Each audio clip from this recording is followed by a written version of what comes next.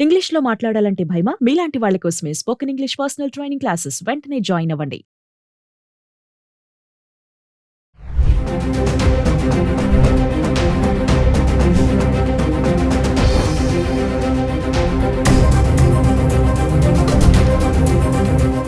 నమస్తే, welcome back to Suman TV. ప్రస్తుతం మనతో పాటు ఉన్నారు consumers welfare committee chairman Mandiri Krishna Reddy గారు. సార్తో మాట్లాడదాం.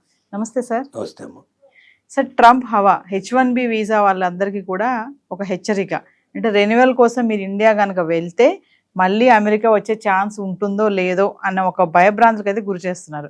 ఒక్కసారి రూల్స్ ఏమైనా మారుతున్నాయా సార్? అంటే రెన్యువల్ కోసం వెళ్ళాలనుకునే వాళ్ళకి మరి మళ్ళీ వచ్చే ఛాన్స్ ఉందా లేదా అంటే ఏం చెప్తారు? గతంలో H1B ఎవరైతే తీసుకున్నారో వాళ్ళలో వాళ్ళ పరిమితి అయిపోయిన తర్వాత కూడా 3 సంవత్సరాల లోపల కూడా వాళ్ళు రెన్యువల్ చేసుకోవడానికి కొన్నిటికి అవకాశాలు ఇచ్చారు. అంటే ఎక్స్టెండ్ చేసుకుంటూ రిక్వెస్ట్ చేసుకుంటూ వెళ్ళి కొంత సమయం తీసుకునేవాళ్ళు. 1 సంవత్సరం లోపలైతే గ్యారంటీగా అసలు ఏ ఇబ్బంది లేకుండా అవుతూ ఉండేవి. కానీ ఇప్పుడు ఏమంటున్నాడు తనంటే, మీరు ఒక్కసారి అమెరికా వదిలిపెట్టి మీ దేశానికి వెళ్ళిపోతే మళ్ళీ తిరిగి రావాలంటే ఆ వీసాని రెన్యువల్ చేసేటువంటి పరిస్థితి మీకు ఉండకపోవచ్చు.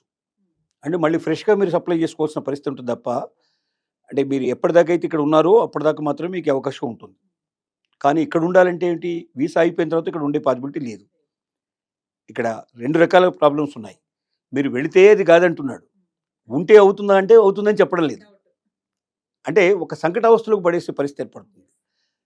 దీని అర్థం ఏమిటంటే H1B వీసా మీద వచ్చేవాళ్ళు మీకు ఎక్కడి దాకా అయితే అయిందో, ఎంత అయితే మీకు సమయం ఇచ్చారో అంత సమయం మీకు ఉంటుంది, ఆ తర్వాత మీకు ఇక్కడ అవకాశం ఉండదు అని ఇండైరెక్ట్గా చెప్పడమే.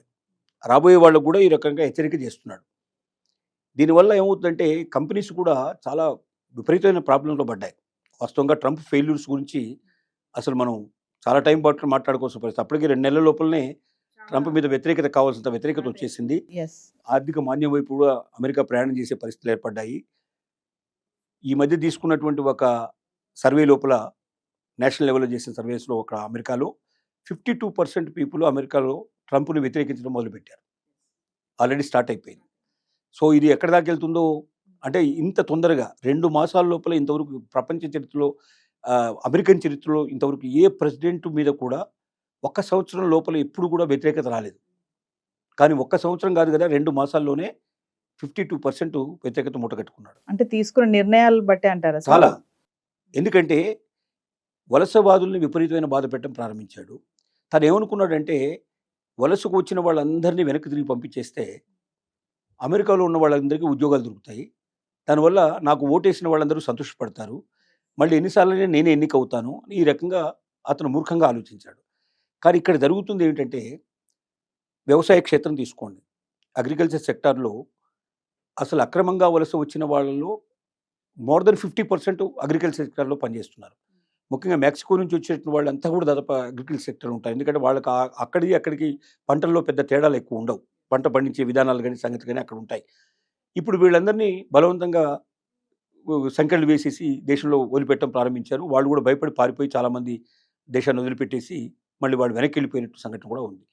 ఇప్పుడు అగ్రికల్చర్ సెక్టర్ ఎంత దెబ్బతిందంటే అసలు పంటలు పండించగలిగే పరిస్థితి లేదు అక్కడ. ఎందుకంటే ఎంత యంత్రాలు పనిచేసినా ఖచ్చితంగా మానవ సంబంధం లేకుండా సాధ్యం కాదు. కాకపోతే మన ఇండియాలో లాగా మొత్తం వర్కర్స్ మీద ఆధారపడకుండా అక్కడ యంత్రాలు ఎక్కువ పనిచేస్తాయి, మనుషులు తక్కువ పనిచేస్తారు. తక్కువ పనిచేస్తారంటే దాని అర్థం అసలు మనుషులు లేకుండా పనిచేస్తారని కాదు. ఖచ్చితంగా ఇక్కడ 100 మంది పనిచేస్తే అక్కడ 20 మంది 30 మంది పనిచేస్తారు, 20 మంది 25 మంది పనిచేస్తారు, లేదా 10 మంది 15 మంది పనిచేస్తారు. ఈ 10-15 మంది అయినా లేకుండా ఒక్కొక్క క్షేత్రంలో కూడా పని జరగదు. అట్లా కొన్ని వ్యవసాయం పూర్తిగా దెబ్బతినే పరిస్థితి ఏర్పడింది. తనేమనుకున్నాడు అంటే, మనం వీళ్ళని బయటకు పంపిస్తే ఇక్కడ వీళ్ళకి ఉద్యోగాలు. కానీ అక్కడ ఒక తేడా ఉంది. వలసగా వచ్చినటువంటి వాడికి మామూలుగా ఇచ్చేది 20 రూపాయలు అయితే అమెరికన్ పౌరుడికి ఇవ్వాల్సినటువంటిది అక్కడ చట్టాల ప్రకారంగా 100 రూపాయలు ఇవ్వాలి. అంటే 5 టైమ్స్ ఎక్కువ ఇవ్వాలి. 5 టైమ్స్ ఎక్కువ ఇచ్చినప్పుడు వాళ్ళ ఆదాయాలు మొత్తం తగ్గిపోతాయి, పూర్తి పడిపోతున్నాయి. కాబట్టి ఎవరైతే తనకు ఓటేసి గెలిపించారో వాళ్ళందరూ ఇప్పుడు ఏమిటి, ట్రంప్కు వ్యతిరేకంగా తయారయ్యారు. ఎందుకంటే ట్రంప్ విధానం వల్ల తమ పంటలు దెబ్బతింటున్నాయి, తమ ఇండస్ట్రీస్ దెబ్బతింటున్నాయి, తమ వ్యాపారాలు దెబ్బతింటున్నాయి. ఇంతకుముందు ఈ వలస వచ్చిన వాళ్ళతో హాయిగా వ్యాపారం చేసుకుంటున్నారు, హాయిగా చేస్తున్నారు. దాంట్లో 5 టైమ్స్ తక్కువ ఇచ్చేసేసి కావాల్సినంత పని ఎన్ని గంటలు ఎక్కువగా ఉంటూ కూడా ఎక్కువ గంటలు కూడా పని చేయించుకునే అవకాశం అక్కడ ఉంది. కానీ అమెరికన్ పౌరసత్వంలో అది సాధ్యం కాదు. అమెరికన్కు ఇచ్చినటువంటి అక్కడ దేశ రాజ్యాంగం ప్రకారంగా వాళ్ళకి పని ఒక్క గంట అరగంట లేట్ అయినా 10 నిమిషాలు లేట్ అయినా మళ్ళీ దానికి తగినటువంటి మనీ పే చేయాల్సింది. అది వీళ్ళకి ఇచ్చే దాంతో కనీసం 5 టైమ్స్ ఎక్కువ పే చేయాల్సిన పరిస్థితి ఏర్పడుతుంది. ఇప్పుడు ఎప్పటిదాకా ఎలా అలవాటు పడ్డారంటే వీళ్ళతో చాలా తక్కువ ఖర్చుతోటి ఎక్కువ లాభం సంపాదించడానికి అలవాటు పడ్డారు. ఇప్పుడు ఒకేసారి లాభాలు దిగిపోతే వాళ్ళు భరించడం కష్టం ఉంది. అందుకే ఏం చేస్తున్నారంటే వాళ్ళు అమెరికన్స్ తీసుకోవడం బదులుగా వ్యాపారాన్ని తగ్గించుకుంటున్నారు. మీరు అర్థం చేసుకోవాల్సింది ఏంటంటే ఒక సపోజ్ ఒక పెట్రోల్ బంకును 24 అవర్స్ ఓపెన్ చేసినట్టయితే ఒక 10 మంది పని వాళ్ళు అవసరం పడతారు. ఇప్పుడు వలస వచ్చిన వాళ్ళు 5 7 దాంట్లో చెగిరిపోయారు. ఒక ముగ్గురు నలుగురు ఉన్నారు. అక్కడ ఉన్న వాళ్ళతో కూడా కొంతమంది ఖచ్చితంగా లోకల్ వాళ్ళని కొంతమంది తీసుకుంటారు, కొంతమంది బయట వాళ్ళని తీసుకున్నారు. ఇప్పుడు లోకల్ వాళ్ళని మాత్రం ఉంచి బయట వాళ్ళు వెళ్ళిపోయారు కదా, అన్ని గంటల వరకు మాత్రమే ఆ పెట్రోల్ బంక్ ఓపెన్ చేసే పరిస్థితి పెట్టుకున్నారు. అంటే వ్యాపారాన్ని తగ్గించుకుంటాం కానీ మేము లోకల్ వాళ్ళని తీసుకునే పరిస్థితి ఏర్పడింది. అంటే ఏమైంది, ట్రంప్ అనుకున్నది ఒకటి, జరుగుతున్నది ఒకటి. అంటే అమెరికన్స్కి ఉద్యోగాలు దొరకడం లేదు, వలసవాదులు వెళ్ళిపోతున్నారు. అందువల్ల ఏమవుతుంది, అక్కడ వ్యాపారం తగ్గిపోతుంది. వ్యాపారం తగ్గిపోతే గవర్నమెంట్కి ఏంటంటే ట్యాక్సెస్ తగ్గుతాయి. ట్యాక్సెస్ తగ్గినప్పుడు ఏమవుతుందంటే అప్పులు ఎక్కువ పెరుగుతాయి, ఆర్థిక మాంద్యం పెరిగిపోతుంది. ప్రజలంతా కూడా మరి ప్రజలకు ఖర్చు పెట్టేది ఇంత ఖర్చు పెట్టలేం కదా. ఇప్పుడు ట్యాక్సెస్ వస్తేనే ప్రజలకు కావాల్సినవన్నీ కూడా మనం ఏర్పాటు చేయగలుగుతాం. వాళ్ళకి ఏం కావాలంటే మనం ఇవ్వగలుగుతాం, వస్తు సేవలు ఇవ్వగలిగే అవకాశం ఉంటుంది. కానీ ఎప్పుడైతే ట్యాక్సెస్ తగ్గుతుందో దేశం యొక్క సంపద కూడా తగ్గిపోతుంది. దేశం ఒక రకంగా చెప్పాలంటే స్థాయి దిగిపోయేటువంటి పరిస్థితి ఏర్పడుతుంది. స్థాయిని పెంచాలనే ఉద్దేశంతో ట్రంప్ చేసింది ఇప్పుడు స్థాయిని తగ్గించే పరిస్థితి. H1B వీసా కూడా ఇప్పుడు జరిగేది అదే. H1B వీసాల వల్ల చాలామంది ఇతర దేశస్తులు వచ్చి అంటే చట్టబద్ధంగా అక్కడ పనిచేసుకుంటున్నారు, నిర్భయంగా పనిచేసుకుంటున్నారు. ఇప్పుడు వాళ్ళకు ఒక బాధ స్టార్ట్ అయింది. ఎందుకు వచ్చిన బాధ, అనవసరంగా ఎప్పుడు పంపిస్తాడో తెలియని పరిస్థితుల్లో మనం ఎందుకు ఉండాలి అని వీలైనంత వరకు వాళ్ళు సర్దుకుని వెళ్ళిపోవడానికి ప్రయత్నం చేస్తున్నారు. ఎక్కువ మంది వలసవాదుల లోపల, ఎందుకంటే ఈ చట్టబద్ధంగా ఇక్కడికి వచ్చిన వాళ్ళందరూ కూడా మామూలు వ్యక్తులు కారు. డెఫినెట్గా పనిలో వాళ్ళకు చక్కటి ప్రావీణ్యత ఉంది, వాళ్ళు గొప్పవాళ్ళని నిరూపించుకున్నారు. వాళ్ళకి ఎక్కడైనా ప్రపంచ నలుమూలలో ఎక్కడికి వెళ్ళినా వాళ్ళకి పని దొరికే అవకాశం ఉంది. కాబట్టి ఎందుకు మనం ఇక్కడ పడి ఉండాలి? ఏ క్షణంలో ఇంకా 5 ఏళ్ల పాటు ఖచ్చితంగా ట్రంప్ ఇక్కడ ఉంటాడు. 5 ఏళ్లలో ఎప్పుడు ఏ నిర్ణయం తీసుకుంటాడో తెలియదు. రేపు మనల్ని కూడా గొలుసులు కట్టి తీసుకెళ్ళి అక్కడ పడేసే పరిస్థితి ఏర్పడితే అందరి ముందు అవమాన పరిస్థితి ఏర్పడుతుంది.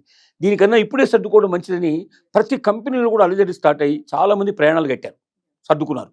ఈ పరిస్థితుల్లో రోజు రోజుకి అమెరికా పరిస్థితి డోలాయమైన పరిస్థితి ఏర్పడుతుంది.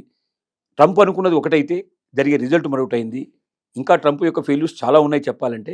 H1B వీసా కూడా దానికే దారితీస్తుంది. ఎవరైనా ఈ దేశాన్ని వదిలిపెట్టి అమెరికా వదిలిపెట్టి వేరే దేశాలకు వెళ్ళినట్టయితే తిరిగి వాళ్లకు రెన్యువల్ అవుతుందని నమ్మకం లేదు.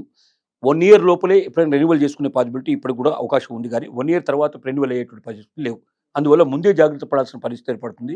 1 ఇయర్లో ఒకవేళ రెన్యువల్ కాకపోతే వాళ్ళు వెంటనే సర్దుకొని వెళ్ళిపోవడం మంచిది, కానీ ఉండటం వల్ల వాళ్ళని కూడా రేపు పొద్దున అసభ్యకరమైన పరిస్థితుల్లో, అవమానకరమైన పరిస్థితుల్లో వాళ్ళని తీసుకెళ్లే పరిస్థితులు ఏర్పడతాయి.